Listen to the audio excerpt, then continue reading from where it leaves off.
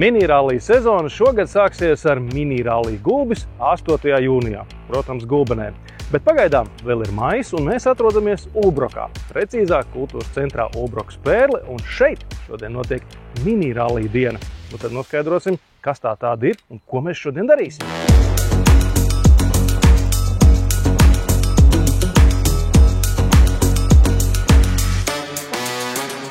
Pirmajā daļā mēs runājam par teoriju, par dokumentiem, par zīmēm, par laika kontrolēm, par tiesnešiem.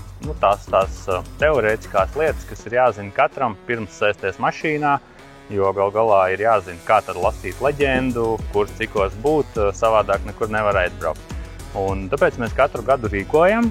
Seminārs galvenokārt ir domāts jauniem dalībniekiem, kas grib pamēģināt, kam nav iepriekšējas pieredzes. Bet, protams, mēs laipni gaidām arī esošos braucējus, jo es domāju, ka jebkurš vienmēr var uzzināt arī kaut ko jaunu.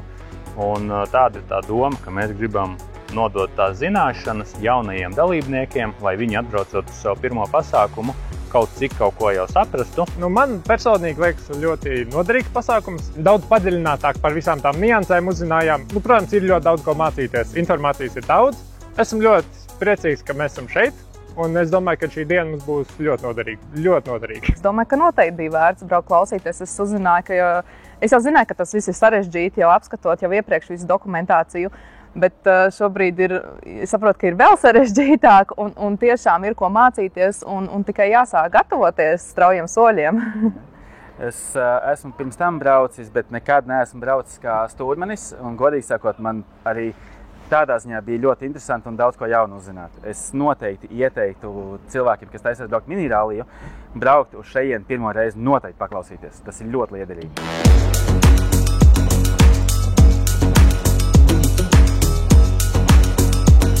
Gadam iesākoties, sociālajos tīklos arī izskanēja tāds projekts kā No Budget Racing, kur vienai ekipāžai tiktu izlozēta mašīna, ar ko braukt, viss apmaksāts. Es esmu Ričards, pilots. Ralfs Runts, stūrmanis. Pirmā sezona, pirmais brauciens un piedalāmies ar No Budget Racing uzvarētāju. Ko jūs uzzinājāt šodien?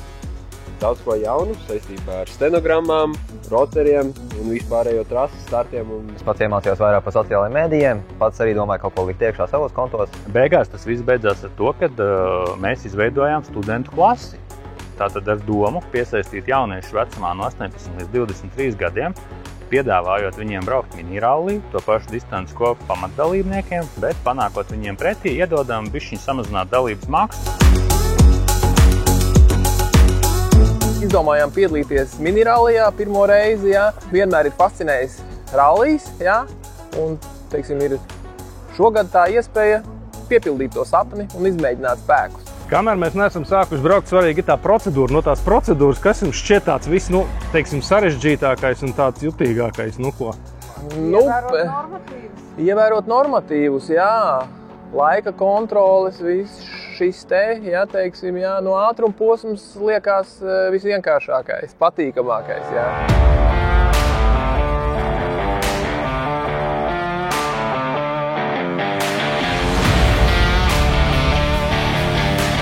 Ir pagājuši pāris stundas, un mums ir pievienojušies arī tie dalībnieki, kuri teorētiskajā daļā nepiedalījās, varbūt tāpēc, ka viņi visi jau zina. Viņi ir izgājuši tehnisko komisiju, Edvards atkal ir priekšā, mēs esam mežā, un kas tagad notiks? Tagad mēs stāvam ātruma posma pašā sākumā, pirmajā laika kontrolē, un tagad sāksies treniņš pa granti. Ātruma posms ir 3,7 km garš, pēc tam seko 15 km garš pārbrauciens, kurā mēs atgriežamies atpakaļ un atkal dodamies iekšā. Bet kā jau es arī visiem teicu no rīta, tad galvenais pašiem aizbraukt mājās. Paši atbraucāt, paši aizbrauciet mājās. Tas nozīmē, ka visu dienu īstenībā var braukt arī ar 80% jaudas. Mācamies, apgūstam, katram te cits mērķis, kāpēc viņš ir ieradies. Es ar dažiem aprunājos, man liekas, ka 80% īsti nebūs. Es domāju, ka noskaņojums ir iet uz pilnu. Man liekas, vajag noskaidrot, kā tad tām pirmajām ekipāžām gāja.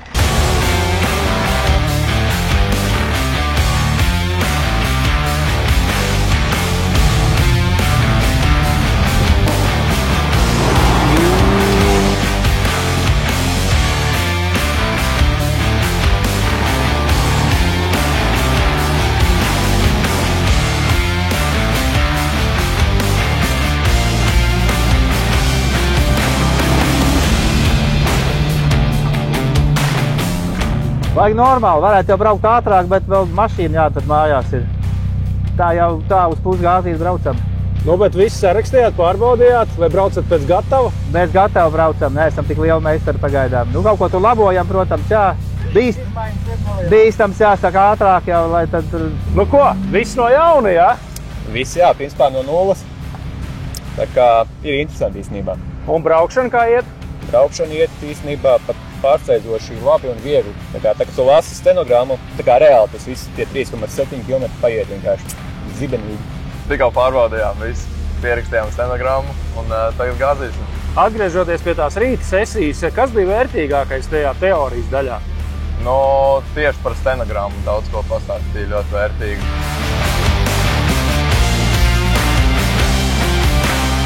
Minirallijā tāpat kā visos tehniskajos sporta veidos pagaidām bez degvielas nekur.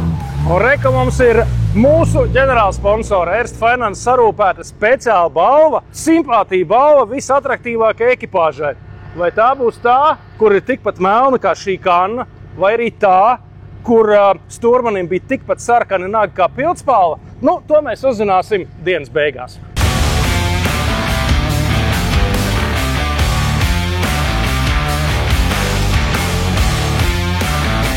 Pirmie iespēja baigi labi. Vienīgais bišķiņ bija pārņēmis adrenalīnu devu. Līdz ar to mēs jau bijām mēģinājām braucienā panākuši jau priekšā esošo mašīnu. Līdz ar to sanāca bišķi norimties, saslāpēties, lai nav tā, kad arī iebrauc dūmu utulī, neko tur īsti neredz. Cik gadus tu jau brauc pa stūrmani? Iepriekš brauc arī pa pilotu, bet nu ir 20 gadu pauzīta. Tagad uz vecumu uznāca dulums, vajadzētu pabraukt Kārlim blakus. Un ko Kārlis saka, kā ir? Nu neko pieredzējis stūrmans, jauns pilots, mēģinām saprast, kas jādara kopā. Kā jums sokās? Visādi, labi, slikti. Mācamies. Sāksim ar slikto, kā jau parasti. Kas tad notika? Palaidu garām punktus, bet cenšos. Nu, uz ceļa, ja jūs vēl esat, tad jau viss ir kārtībā, nav tik traki? Jā, viss kārtībā. Ļoti laba sadarbība ar stūrmani, ja, teiksim, ejam uz izjūtām, ja es jūtu, ko viņa domā, ja, un var nolasīt trasi arī, ja mazu kļūdu, tā kā ir labi. Jā, nu, ja nenolas ar vārdiem, tad var saprast tā, nu, pēc emocijām. Var sajust, jā, kurš būs līkums pa kreisi vai labi.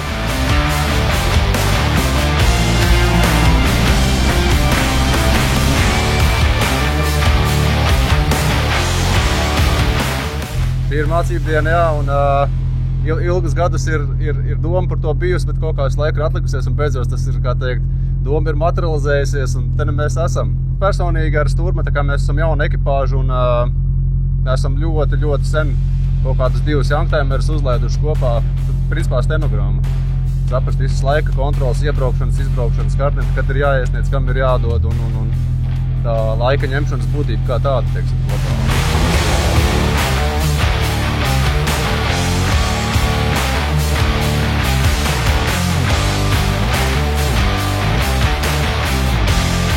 Tātad šogad minirallija sezonā mums ir plānoti 5 posmi. Sākam 8. jūnijā Gulbenē, un tālāk jau minirallijas.lv var izsekot līdz kalendāram. Tā kā visi ir laipni aicināti, jebkurā no šiem posmiem jūs varat spērt savu pirmo soli, jums nav jābrauc pilnu sezonu. Minirallijas tāds pasākums, kur jūs neko nevarat zaudēt, neatbraucot kādu no pasākumiem. Protams, ja iepatiksies, sāksiet jau braukt nopietnāk, tad, protams, tie būs kaut kādi kopvērtējumi punkti, ko varēsiet neiegūt, ja, bet, nu, lai pamēģinātu, par to nav jādomā.